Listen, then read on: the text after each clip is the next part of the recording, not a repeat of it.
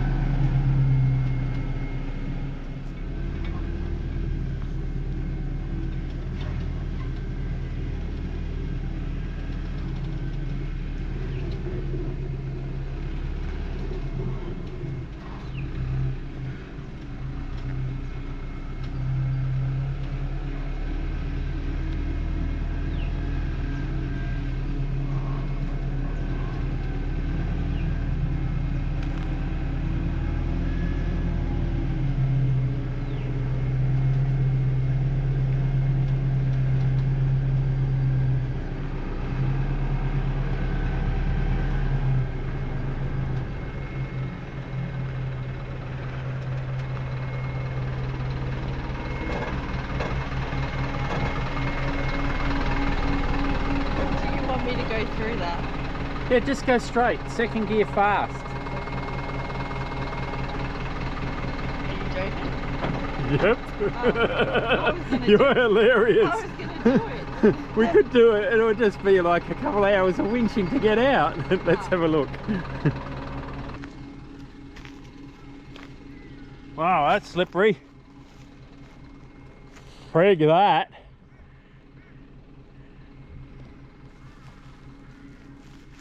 Even the motorbikes have trouble.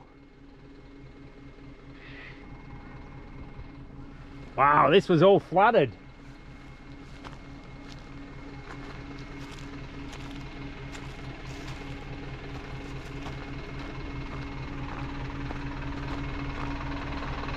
My sandals have got an issue.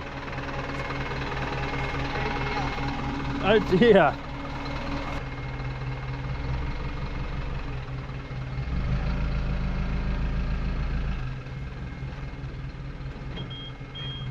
Well, we're not going to this spot today. Apparently there is a good fishing spot down here.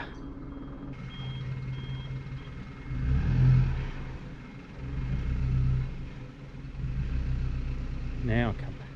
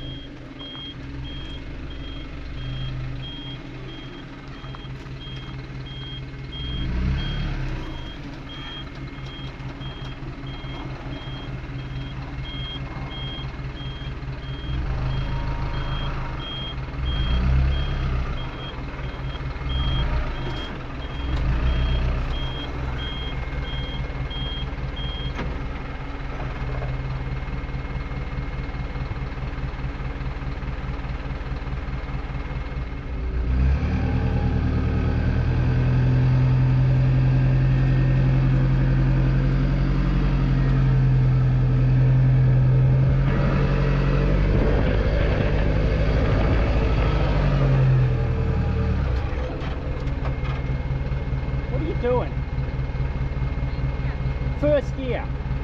Is it in first gear? Is it in low range?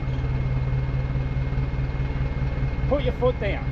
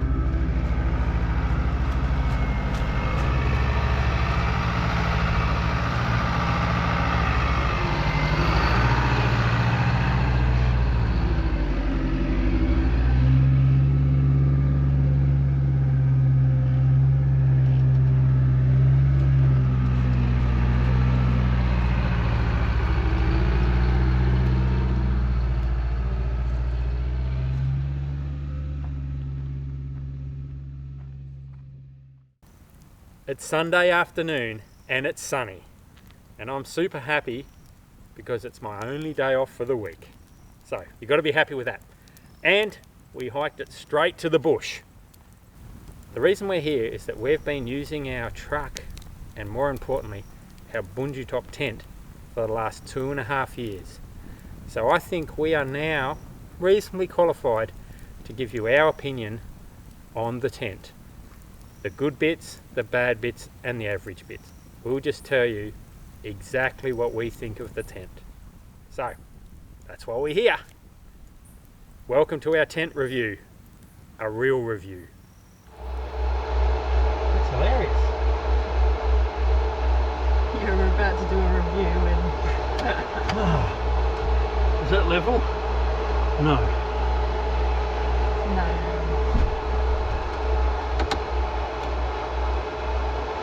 Which way was that going? I think you're a bit high now. Oh, that could be too much.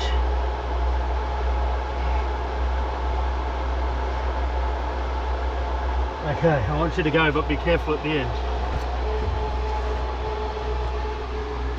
Get ready to stop.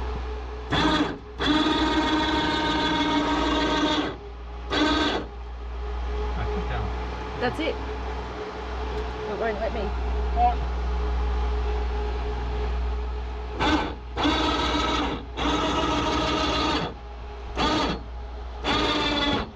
Is that it? Yeah.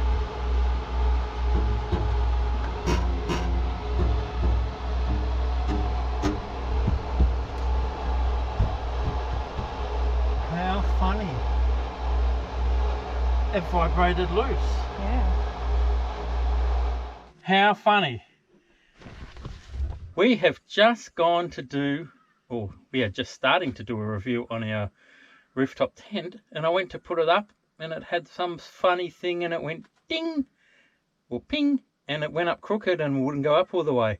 What had happened is one of these turnbuckles, which control the tension for these wires, which in turn pull up these legs, had somehow vibrated itself undone or to the very last thread, and when I put it up it just went ping and come apart.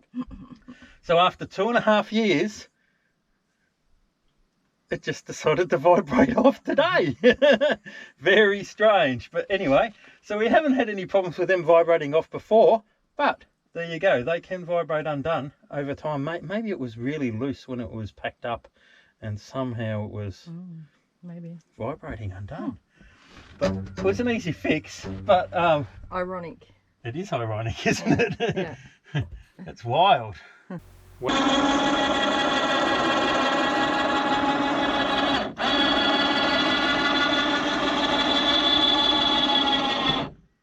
Welcome to our Bundutop tent. We have a queen size tent in obviously the khaki colour. Now it's available in a light grey, and you can also get like an oversized standard size if you want to put it that way. It weighs roughly 60 to 70 kilos, plus we've got about 27 kilos of solar panels on the top. So you could say it weighs about 100 kilos. Then you need to add whatever you have on your vehicle, your roof rack or whatever structural support underneath to get the total weight. So in the scheme of things, it is sort of a fairly light rooftop tent. The good thing about this tent is we can have all of our bedding plus extra things left inside it. There are tents on the market that have a lower profile overall. So if you're looking for a super low profile tent to put on your vehicle, this is probably not the one. On the other hand, if you're looking for a super luxurious, comfy, well-performing tent, this is something that you should consider. We'll show you around the good and the bad that we've found with our tent. Starting on the outside, in no particular order by the way, we're just going to do good and bad and however it comes into my brain. But anyway, the canvas, thick, nice, and has lasted really well. We've had absolutely no problems whatsoever with the canvas or stitching. We have re-waterproofed it once. It was wearing thin, and particularly at the front, we've got our little basket at the front with jerry cans that would rain off the edge here, splash onto the jerry cans and then splash back onto the tent itself. And in the end, it was sort of weeping through the material. So that's when we decided we'd reapply sealant, and it's all fine. What we have noticed with the outside or the awning on the tent is that this used to be directly straight, like a straight line. You can see it now, it's not quite straight. The reason I think that's happened is this elastic that pulls it in has stretched. Now I've tried to tighten it, but I think it really needs to be replaced. It's sort of lost its elasticity now. So I think it needs to be replaced, but I still don't quite understand why this is no longer directly straight. The reason that's a little bit of a concern is this sort of flaps in the wind a bit when it gets windy. When it's super windy, it is very good, you know, as far as the canvas tent is concerned. What we now do is on these little stainless steel arms here, we actually put like an elastic strap which goes down to here, which helps prevent it trying to do this. Because about 1 year ago we were at a storm, it was a big storm, and one of these bent from lifting up too much, and it actually bent it up. So now when it's super windy, we actually put a strap around the windward side down to something which just helps keep that down. The sealing of the tent between the two halves, it's got a nice thick rubber seal on the top half that clamps down onto this tapered surface, and that works quite well. We very rarely, maybe we get a tiny bit of dust in an area like this where it just sort of comes up through the seal, but we rarely get any dust at all into the tent. Sometimes when we're folding it up and we don't notice, you might get a bit of canvas that might slightly pinch in the seal, and that's the sort of time that you'll get a little bit of dust showing up on the canvas itself. But we have not had any like dust covered bedding or anything like that through all the dirt roads that we've done. So I think the sealing and the design of it is quite good because of the tapered surface and the rubber seal in there, the big rubber seal. It just sits down on it, and by natural pressure it seals against there, as well as the catches that you use to pull down. The catches are adjustable, so you can adjust how much tension on those catches, but there is a problem with the catches, which is a real problem, and I don't know why they've done it that way, but let's have a look.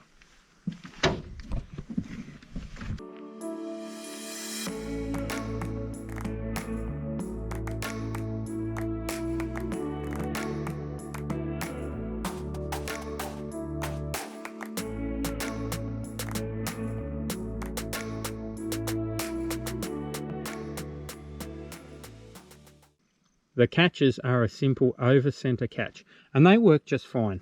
They provide you with a locking carabiner that you can just put through the hole once you've done it, so that they just cannot come undone. The problem I have with the catches is they're made out of a galvanized material, and as you can see, they're rusting. Front one's rusting, they're all rusting. They actually get quite stiff in the pin here, so stiff that you nearly cannot move them. So I've got no idea why other things that are made out of aluminium and stainless steel and all of that sort of thing, and then they've used a lower grade galvanized, or I should say zinc plated catch. So Bundutop, if you're listening and looking, you should really upgrade these catches to a nice stainless steel one, and then you'd have no problems whatsoever, and they'd look 10 times better. So catches, poor. The rest of it, the canvas and the design, is great. We'll go inside. The fly screen on the tent itself is a very coarse fly screen. It is definitely not midgie proof. Mozzie proof and everything else, no problem. Midgie proof, no.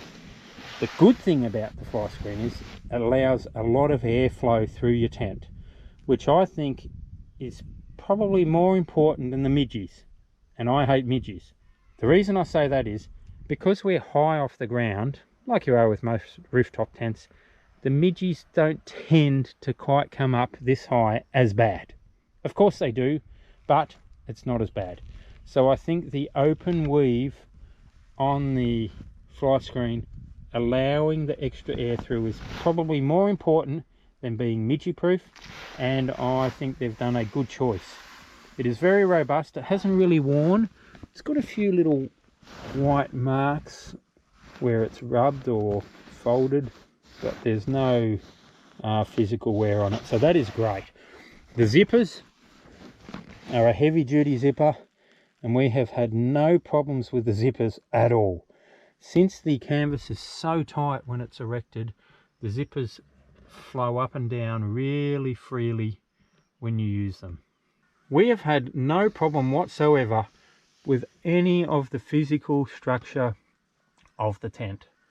Its operation to do with the cables or the wires and so on is fine. Nothing's really worn. We've adjusted these. They do have an adjustment turnbuckle. You can adjust the tension of these cables, which controls the tension on the side wall of the tent, and also how high it goes and how much the awning is protruding or pushed out. There is some wear marks on the inside of the canvas on some of the walls, and I think it's from when it's folded up and that's resting on the aluminium that it rubs in the corrugations, which produces a wear mark. In the end, you think it would wear the canvas because any mark is wearing, so you know what I mean, that could probably be a little bit better. The ceiling itself is all fine. The wheels run along the ceiling. Every time you erect and put it down, they do have little worn indentations in the soft. This is very soft foam where it sits when it's folded up. A few other Bundutop tent owners have commented that these erection cables don't remain in these pulleys and they come out like this. Well, the way it's designed is this pulley is not a guide for this cable. This center light is off center. It's not really a center light then, but anyway, it's off center so that you can reach it at night, and they all come from here. So these wheels and this structure travels on a different line to these cables that pull it up to erect it. They're not related, so this being outside of this is quite fine, and that's how it's designed. The tent comes standard with fans, light and a cigarette lighter type outlet all up here, and pre-wired for solar, which is all really good.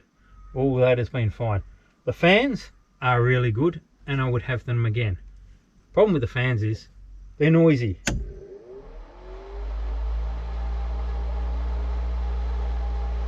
Fairly noisy, especially when you've got two happening. It's noisy.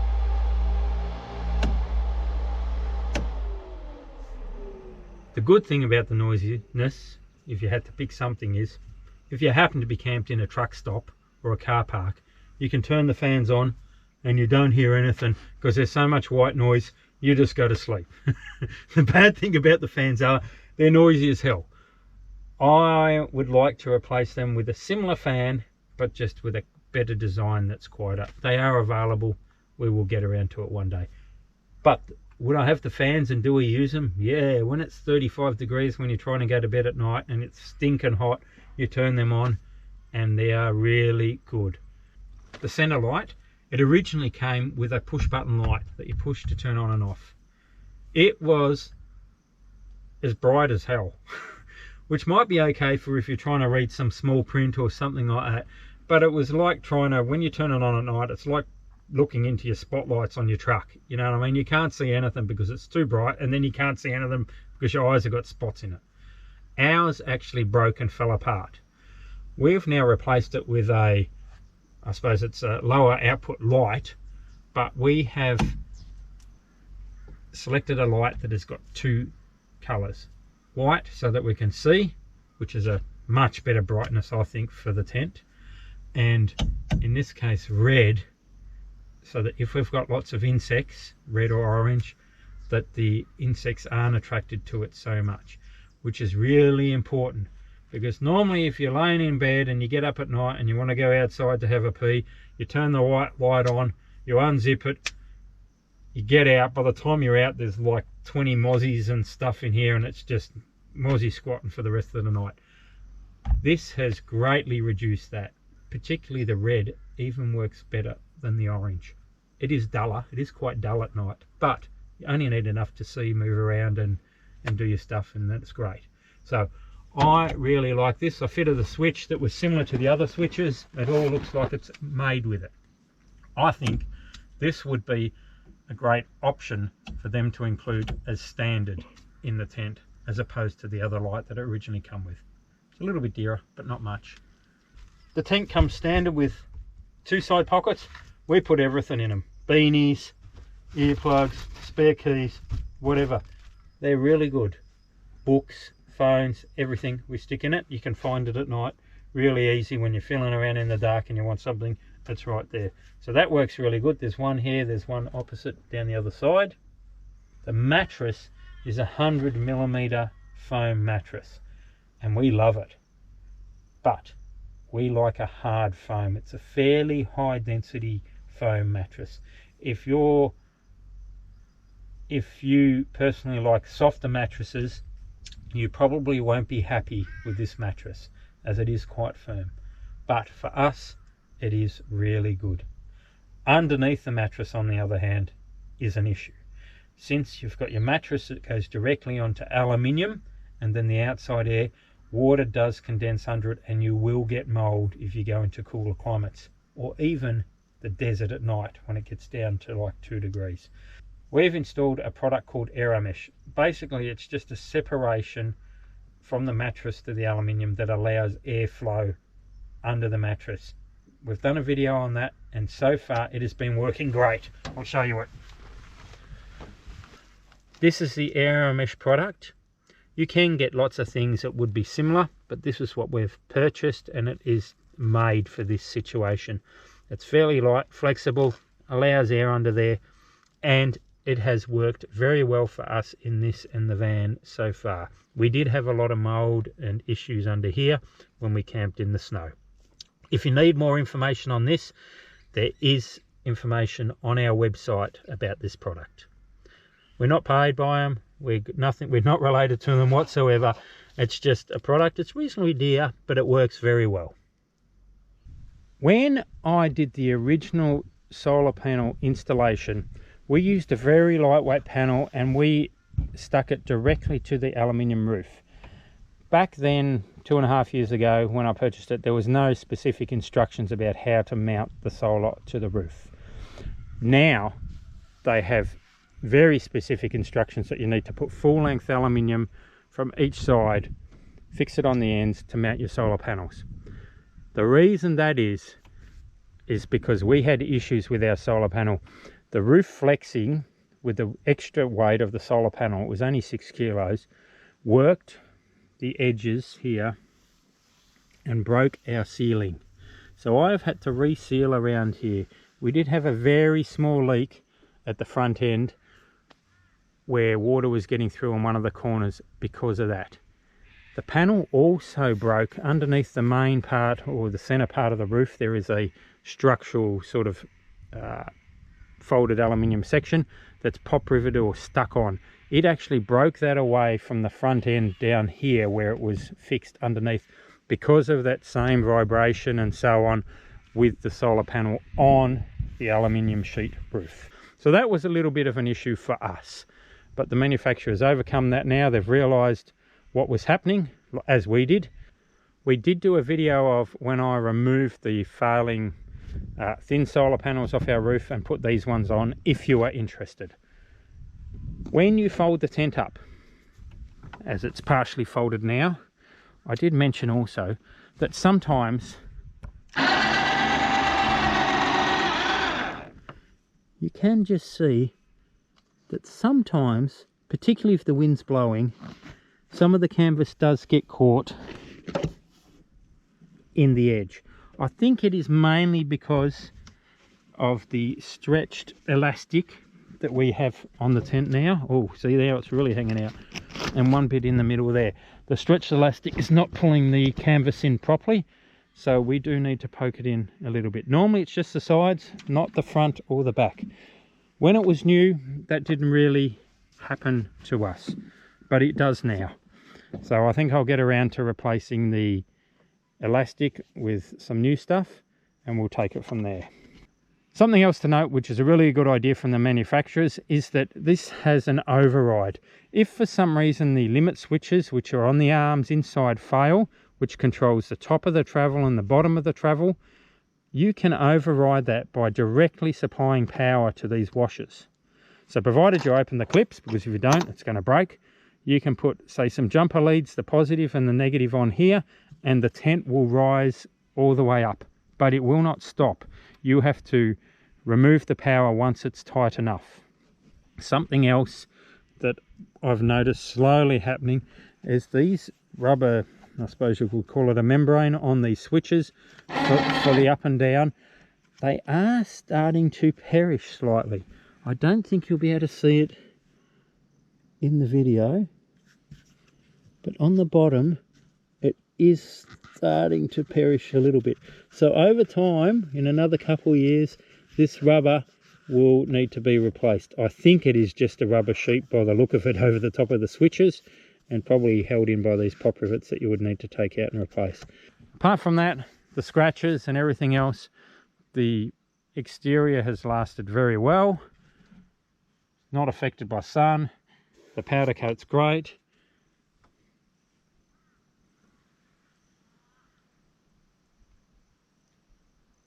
The pre-wired Anderson plug for the solar is all fine, no problems with that at all.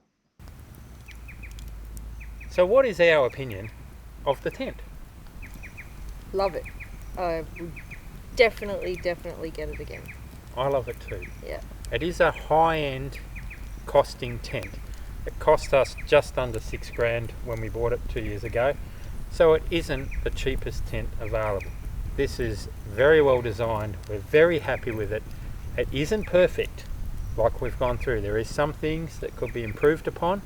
It's not perfect, but when you're in it and it's raining with the awning around the side, it is so nice. I love it. Yeah, I love it. And when we were in the snow, like, oh my God. It is so good, isn't it? I can't imagine being in King's one in that. No. Not that we have anything against King's, no. not at all, King's, but we're just making a King's comparison. certainly has its market. It certainly does, and Yeah. it is a great entry-level tent.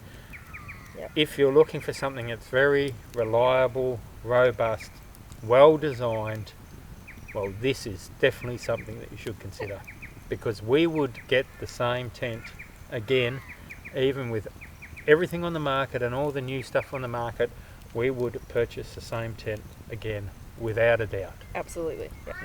Just on a side note, the solar panels, how we have now mounted them spaced off the roof slightly, is great. Apart from the solar, it super insulates the top of the tent. So you've got your panels, you've got an air gap, you've got your aluminium, then you've got your foam carpet underlay underneath it. It is very well insulated. Of course, it still gets hot. When it's 40 degrees, it's 40 and it's hot. You know what I mean? All you can do is lay there with the fans on with not much happening. You know what I mean? And it's still hot. But as a rule of thumb, the roof is very, very well insulated with those solar panels. So I like the whole concept of the tent. I think it's really good. The awnings around the side are really good. Keeps the weather off the tent. Normally it only goes on the very bottom. If it rains hard, you can have your windows normally easily halfway down, which is great when it's raining, cold, lets the humidity out the top. Even if it's really cold, you can zip them down a bit. And it's also great if you might be in a caravan park or something, because you can still zip them halfway up. You can get airflow, and you can lay on your bed and no one can see you. So overall, I think it's great. I just thought, you're up high away from the crocodiles and the lions. Of course. When we go to Africa. Well, of course, it come from Africa, so they want to keep out of the lions. Well, the elephants can probably still reach, but anyway, the hyenas and all that sort of thing. Yeah. Alligators over there, crocodiles over here. Yeah. We never had a rooftop tent before, so we went into it a bit blind. Yeah. I just looked at stuff and I looked at the structure. I looked at the awnings when we were originally purchasing it, and I looked at the square headroom as opposed to a clamshell type tent that opens. And the square headrooms means that you can just sit up essentially and crawl around and do whatever you want to do, sort of thing, within that height, and you're not restricted by a clamshell opening. So you've sort of got 50% more room, you could say, definitely than other tents. Yeah. Other tents do open higher at the end of it, and they do have their awning protection for when you get in the end, which is good for rain. This is, oh, that is one thing with it. When it's been raining and you tend to hop out backwards down our steps, Oh, because of our design or the way it is with our steps and our canopy, you tend to rub your back yeah. on the very edge of the the veranda awning. Yeah. And of course what's sitting on the edge is all the water droplets. So you hop out and you rub your back down it and you get all water droplets and so on your back. So that is they could improve that. It's an issue. Yeah. They do have a vegetable that comes off the back or the side of this that you can purchase, that you can add on, I think, to make like a change room. But I'm not really interested in that, and I don't think you are. I don't care. We want the 10-second setup and the 10-second, literally 10-second put down. The longest thing is clipping the latches, 4 latches, and that's it. We have, when we first got it, believe it or not, we were in Queensland, and it was monsoonal rain, like monsoonal, and we got up in the morning and went ready, steady, got dressed, go, get out, pack it up as quick as we can, and it took all of, you know, it was 20, 30 seconds, whatever it took, super quick, clipped all the latches, got in, and we were wet. But when we opened the tent, all the bedding was still dry because of the awnings around it. There was moisture on the outside of the tent and all that when we opened it up, so you definitely need to open it up to dry it and air it. But as for getting wet, all of your bedding and all that was still perfectly fine. It was good. Enough with all the informative stuff. I'm hungry. Let's get on to dinner. Kangaroo on the campfire. And before anyone has an issue with us eating our emblem and our native animals, that's just the way it is. People have done it for thousands of years. We're eating kangaroo and we like it.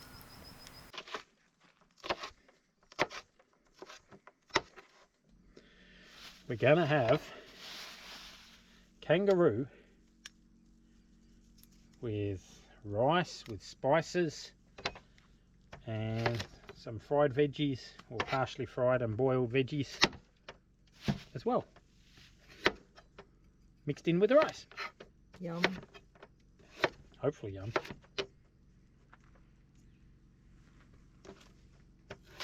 that technically correct?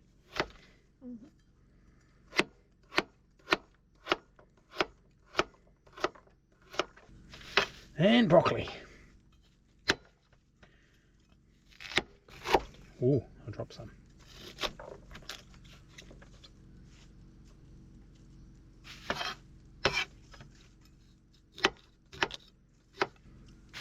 There.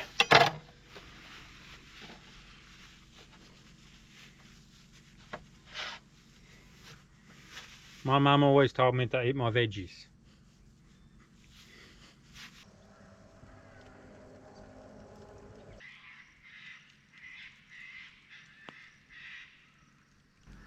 Hello. Oh my, don't get too close. You'll see my wrinkles. Oh wait, you don't have to get that close to see them. Too low.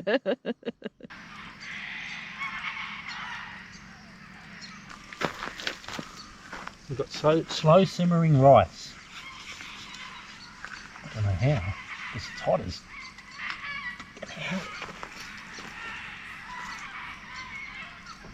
It's not getting enough heat into it. Not super cooked. Maybe put the lid on.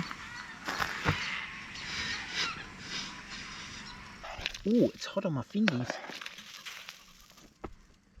Very hot.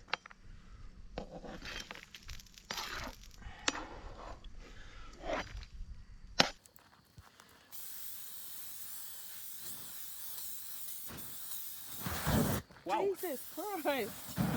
I think it's hot. You're gonna burn the handle. It's goat hot. I mean, roo hot. Not goat hot, roo hot.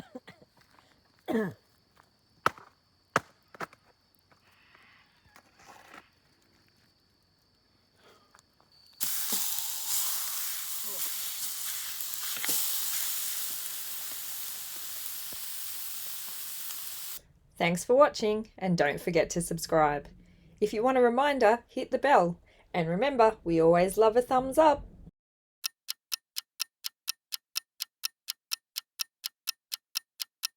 It's Sunday afternoon and it's sunny and I'm happy. can't be happier when it's sunny on Sunday. Anyway, the reason we're here is because it's my only day off for the week and I'm covered in smoke.